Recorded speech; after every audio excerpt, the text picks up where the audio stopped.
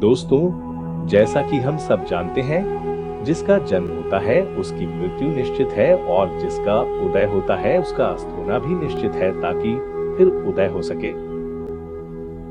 यही सृष्टि चक्र है। इस संसार का विलय कैसे होगा, यह प्रश्न अवश्य ही सबके मन में आता होगा। इस संबंध में पुराणों में विस्तार से उल्लेख मिलता है जिसे हम आपके समक्ष प्रस्तुत कर रहे हैं। ज्ञान वृद्धि हेतु वीडियो को अधिक से अधिक लाइक और शेयर करें। तो स्वागत है आपका हमारे सत्य सनातन ज्ञान चैनल पर। और आपने अब तक हमारा चैनल को सब्सक्राइब नहीं किया है तो कृपया सब्सक्राइब करके बेल आइकन को जरूर दबाएं। ऋग्वेद में कहा गया है कि सृष्टि के आदिकाल में ना सत्य था ना असत्य, न वायु थी ना आकाश, न मृत्यु थी और न मरता, ना रात थी ना दिन। उस समय केवल वही एक थे जो चराचर जगत के अधिपति हैं, उनके अतिरिक्त और कोई नहीं था। सर्वप्रथम हम प्रलय का अर्थ जानेंगे। संसार का अपने मूल में हमेशा के लिए लीन हो जाना या प्रकृति का परमात्मा में लीन हो जाना ही प्रलय है। यह संपूर्ण ब्रह्मांड ही प्रकृति है। जिस तरह पेड़, पौधे, प्राणी, मनुष्य, पितृ और देवताओं की आयु निश्चित है, उसी तरह ब्रह्मांड की भी आयु है। इसी तरह पृथ्वी, सूर्य, चंद्र सभी की आयु है। जब महाप्रलय होती है तो सारा ब्रह्मांड वायु की शक्ति से एक ही जगह खींचकर एकत्रित होकर नष्ट हो जाता है। सिर्फ ईश्वर ही विद्यमान रह जाते हैं। ना ग्रह होते हैं, ना नक्षत्र, ना अग्नि, ना जल, न वायु, न आकाश और न जीवन। फिर अनंत काल के पश्चात नई सृष्टि का आरंभ होता है। वर्तमान में प्रौढ़ावस्था का काल चल रहा है जो लगभग विक्रम संवत 2042 से पहले आरंभ हुआ था। इस काल में अतिविलासी, दयाहीन, चरित्रहीन, लालची, मशीनों के अधीन रहने वाले लोग होंगे जो प्रकृति को नुकसान पहुंचाएंगे। श्रीमद् भागवत के 12 स्कंद में कलयुग के धर्म के अंतर्गत श्री सुखदेव जी परीक्षित जी से कहते हैं, जैसे जैसे घोर कलयुग आता जाएगा वैसे वैसे धर्म, सत्य, पवित्रता, क्षमा, दया, आयु, बल और स्मरण शक्ति का लोप होता जाएगा, यानी लोगों की आयु भी कम होती जाएगी। तब कलिकाल बढ़ता चला जाएगा। कलयुग के अंत में जिस समय कल की अवतार अवतरित होंगे उस समय मनुष्य की आयु केवल 20 या 30 वर्ष होगी। सभी मनुष्य बोने हो जाएंगे। धरती के लगभग 4.5 फुट नीचे तक उपजाऊ वंश नष्ट हो जाएगा। आने वाले समय में अन्न, जल, वायु, ताप सबका अभाव होगा और धरती पर जीवों का विनाश होगा। इसके बाद करोड़ों वर्षों तक ऋतुएं अनियमित रूप से आएंगी। सूर्य, चंद्र, मेघ सभी विलुप्त हो जाएंगे। भूमि पर आग ही आग हो जाएगी। और प्रकृति प्रकोप के बाद ब्रह्मांड में प्रलय होगी। पुराणों के अनुसार मुख्य रूप से 5 प्रकार की प्रलय होती है, जैसे नित्य, आत्यंतिक, नैमित्तिक, विपात और प्राकृत प्रलय। नित्य प्रलय वेदों और पुराणों के अनुसार जीवों की नित्य होती रहने वाली मृत्यु को नित्य प्रलय कहते हैं। जो जन्म लेते हैं उनकी हर दिन मृत्यु होती है। इस तरह जन्म और मृत्यु का चक्र चलता रहता है। आत्यंतिक प्रलय। आत्यंतिक प्रलय योगी जनों के ज्ञान के द्वारा ब्रह्म में लीन हो जाने को कहते हैं, यानी मोक्ष प्राप्त कर उत्पत्ति और प्रलय चक्र से बाहर निकल जाना ही आत्यंतिक प्रलय है।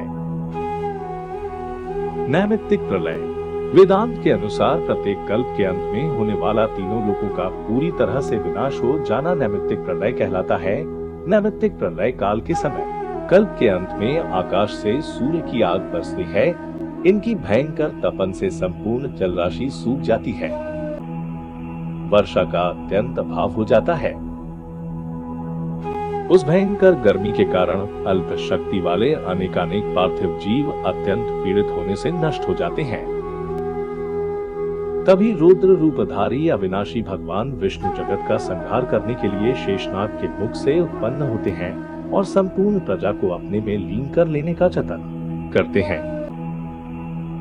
उस समय भगवान विष्णु सूर्य की 7 किरणों में स्थित होकर पृथ्वी का संपूर्ण जल सोख लेते हैं। संपूर्ण प्राणियों और पृथ्वी में स्थित समस्त जल को सोकर वह समूची वसुधाराओं को सुखा डालते हैं। समुद्र, नदी, पर्वतीय नदी, झरने तथा पातालों में जो जल होता है वह सब सूख जाता है। उस समय हर दिशा में ऊपर नीचे सब जगह धकती हुई अग्नि पाताल लोक सहित संपूर्ण त्रिलोकों को जला देती है। जल और वृक्ष नष्ट हो जाने के कारण यह पृथ्वी कछुए की पीठ की भांति दिखाई देती है। रुद्र रूपधारी श्रीहरि शेषनाग के श्वास द्वारा निकलने वाले ताप से समस्त पातालों को जलाना आरंभ करते हैं।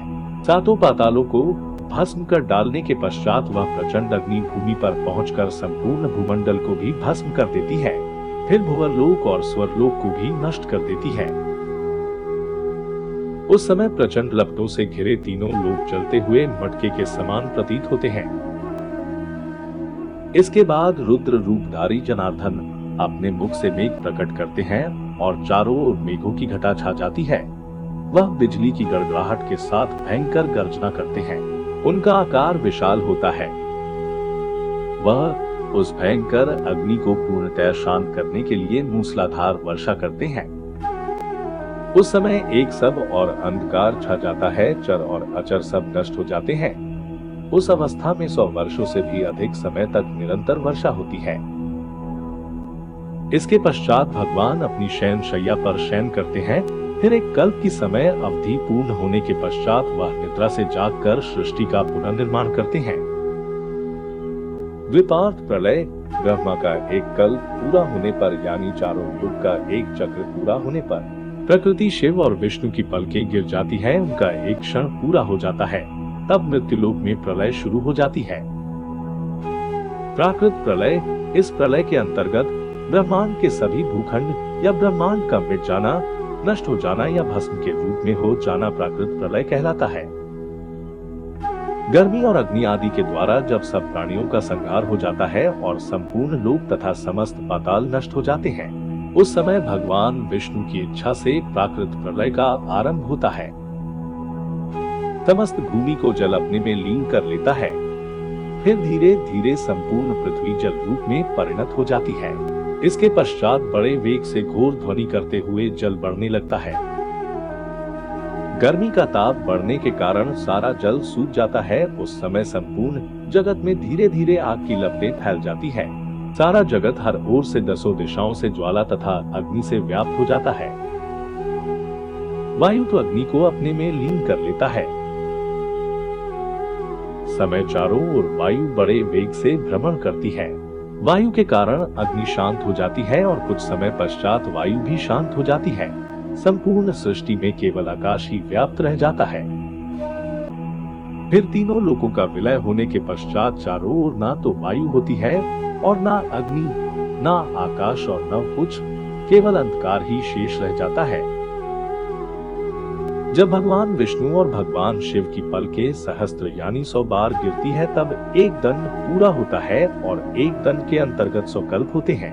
एक दंड पूरा होने पर प्राकृत प्रलय आती है और सब कुछ ब्रह्मलीन हो जाता है। ओम नमो परमात्मने नमः। अब हमारी भेंट एक और नई ज्ञानवर्धक प्रस्तुति के साथ होगी। दोस्तों, उम्मीद करते हैं कि आपको हमारी आज की यह वीडियो पसंद आई होगी। वीडियो को लाइक और शेयर करने के साथ साथ ऐसे ही और भी धार्मिक, ज्ञानवर्धक और आध्यात्मिक जानकारियों के लिए हमारे YouTube चैनल सत्य सनातन ज्ञान को सब्सक्राइब करना न भूलें। मिलते हैं अगले वीडियो में, तब तक के लिए नमस्कार।